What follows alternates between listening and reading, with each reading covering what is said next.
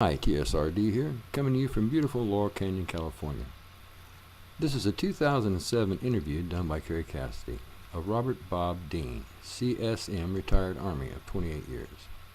Mr. Dean is a well-known whistleblower and government insider in the UFO community. In this clip, Kerry and Mr. Dean talk about his views of what the government is suppressing about Nibiru and or Planet X. He believes that the true arrival date for Planet X or Nibiru is 2017 to 2022. He does obscure the date and a few different times, you'll notice, where he plays a 5-year game. But I think Nibiru believers and debunkers will find this clip very interesting. Also note that Mr. Dean passed away on October 11th of this year. Please enjoy this clip as always. And remember, okay, but what about Planet X? Oh, it's a reality. Yeah? Yeah. So what are they going to do about that? Well, apparently they are concerned about, you know the story, according to Sitchin and according to the Sumerians, it's a reality. Well, our astronomers apparently have concluded that it is indeed a reality. For almost a century, astronomers have been concerned and interested about what they called an intruder that seems to come and go from time to time, and they can measure it by the perturbations and the effects on other planets. They've known its existence for a long time, but they've never gone public about it. Well, in the early 80s, the JPL, the guys that Jet Propulsion, used to call it Jack Parsons Laboratory. Yes. Which I think is probably where the original JPL came from. Yes. Because Jack Parsons established it. Anyhow, they set out a couple of Pioneers satellites back in '82 just to try to determine if there was some truth to it. Mm-hmm. And the Pioneers apparently came back with data which said not only yes, but hell yes. And the Pioneers concluded, the Pioneer satellite data concluded. So, wow, astronomers were troubled by that. Whew. Could this thing be real? And well, what did they do? They sent out what they called an infrared astronomical satellite. I think they called it IRAS anyhow, and this was done in '83. They sent the IRAS out, taking infrared pictures all around the ecliptic, above and below.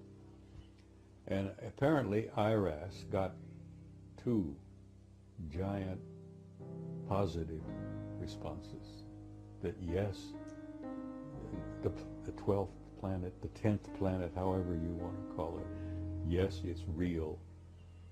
And that's when the lid slammed down.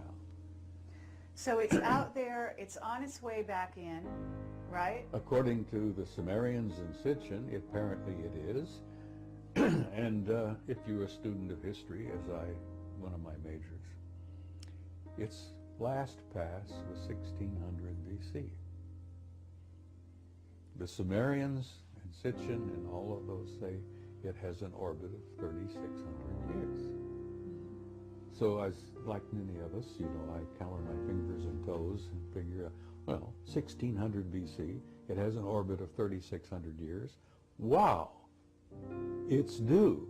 Well, apparently it is. So now, why are they keeping this a secret? Because you're an expert on secrets. Listen,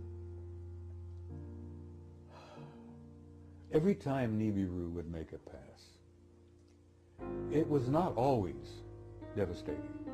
It would depend on whether the planet Earth and Nibiru were on the same side of the sun at the same time. And if we were on the same side of the sun at the same time, all hell would break loose on planet Earth. Well, apparently the last pass triggered the explosion of Santorini, Thera, the volcano in the Mediterranean, the Aegean Sea, blew its top, brought to a close the great Minoan civilization. among other things. It affected Egypt. It's all in the records, apparently. There are even historians and theologians who say that Santorini's explosion is exactly what you're reading about when the plagues and all hit Egypt that allowed Moses to get the Israelites out. But if you look at 1600 BC and figuring that was a relatively recent past, it's due now, and apparently the guys in the astronomical observatories know it. And that, again, is above top secret. Let me give you a tiny example.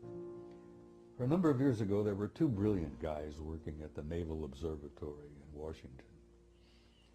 Tom Van Flandern is one, who I hope you've interviewed. No, but yeah, please continue, and we'd love to do He's that. no longer with the Naval Observatory. The other one was the chief astronomer at the observatory, a brilliant man by the name of Robert Harrington. Right. And Harrington gave an interview to Zecharia Sitchin a number of years ago. I think it was 91 or so. Mm-hmm.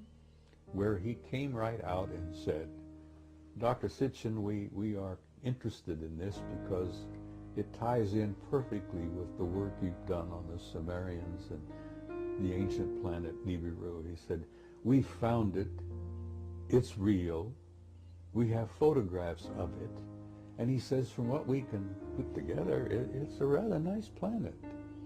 It's about 2.5 times the size of the Earth. Apparently it's heading toward the system, the center of the system.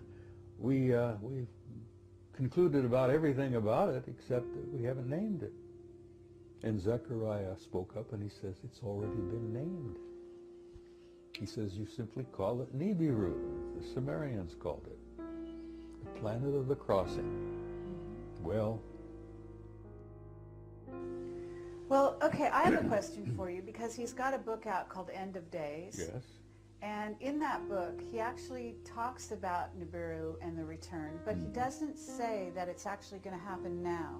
He says he thinks it's about 2060. That was his estimate. Okay, and so where does this information that you have and 2012, how do we put this all together? Because I'm going to say something about what you're telling us, because it's clear that you're something of an intelligence analyst yourself. You certainly have an incredible background. You can cross-correlate and so on. But you also have some insider contacts, and you also have... So where are you getting your information, and are they saying anything specific about what's happening 2012? Because I'm not so sure about Zachariah's conclusion. That's 2060, but apparently it could be before that. The Department of Defense is quite concerned about it, that there are entire sections of the Defense Department that are working on that subject particularly. The big question is, are we in it going to be on the same side of the sun at the same time? And some of our remote viewers have concluded that yes, it's going to happen this time. That we and it will be on the same side of the sun at the same time. Tease. And much of my information from this same source. And yes, we're in for some bad times. And we're talking about while we're still here on the planet, because I don't know that we'd be alive during 2060. Well, I don't know whether I'll still be here or not. You know, I'll be 80 in March, and you know, I've got a ticket out of here. Right. I've got it Okay. stamped. I've got it paid.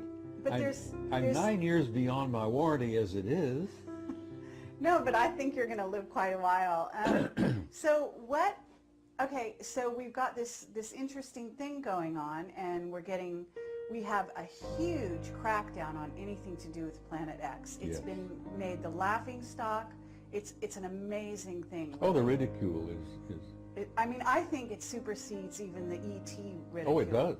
It You know, does. I think it's been so strong, and it actually has come, I would say, from the Vatican. Mm-hmm. The earth is not going to be destroyed, and the human race is not going to come to an end. But it is going to be a difficult period of time when it begins. And let me tell you, it has already begun. The reaction from the sun is a clear response to the presence of this other body. Now, this other body has already been photographed by telescopes in southern Chile and in New Zealand. I had asked Marcia to dig into her files. I had an article from a good friend who publishes a magazine in Rome. And Adriano, I don't know whether you know about Adriano Forgione, brilliant young man. Yes. Anyhow, he has connections with the Vatican. He has good friends who are Jesuit priests and astronomers. And the Vatican is concerned about it. Anyhow, Adriano sent me an article including 2 photographs that have been taken of Nibiru already, taken by primarily, I think, this observatory in Chile. But they've taken pictures at an observatory in New Zealand as well. So it's close enough now that optical telescopes have pictures of it. And they're studying it carefully to try to determine, what is it they call it, celestial mechanics of how everything moves. Well, if our remote viewers are correct, and the ETs have given us some rundown on it, it's going to be a difficult passing, because we and it are going to be on the same side of the sun at the same time, and that means all hell's going to break loose. Now, a lot of my work has been a result of analyzing and sifting and evaluating the work of others. That's what an intelligence analyst does, takes data from a variety of sources. But I have some information that I have been provided from sources within the U.S. government that tell me that yes, they are deeply concerned about it, and they're worried sick about it, and they don't know what to do about it, because we don't have the power to do a damn thing about it. Is the estimated date as best you are given to understand by your sources in the next few years, rather than Sitchin's estimate of 2060? Well, let me tell you something about, you're talking about 2012? I'm talking, well, there are some serious Plandex researchers who say that we'll see the thing next year, and the thing's going to start. I think you may see it next year, but I don't think you're going to have the hell breaking loose until maybe about 2020. You're going to have a build-up of factors. It's not going to happen all of a sudden, just like that. You're not going to go out the front door and all hell's breaking loose. You're going to see a series of events taking place involving our geologic structures. You're going to have increased volcanic activity. You're going to have increased sunspot activity. We're at a low right now, but you're going to see tremendous sunspot activity. You're going to see tremendous geologic activity. The Ring of Fire will probably erupt. Now, these are all going to be clues that all hell is coming, you know. You're going to have storms. The cyclones have been getting worse, and the hurricanes have been getting worse. You're going to having hurricanes showing up in places that they really haven't troubled us for a long, long time. So you're going to have a build-up, not slowly, but it's a consistent build-up of geological and weather and sunspot activities. And you're probably going to, the estimate that I've heard from people who have studied it is about 2020. Okay, but we have heard that Sitchin, as well-meaning as he may be, is working for the government. And my understanding would be is that they don't want this information out.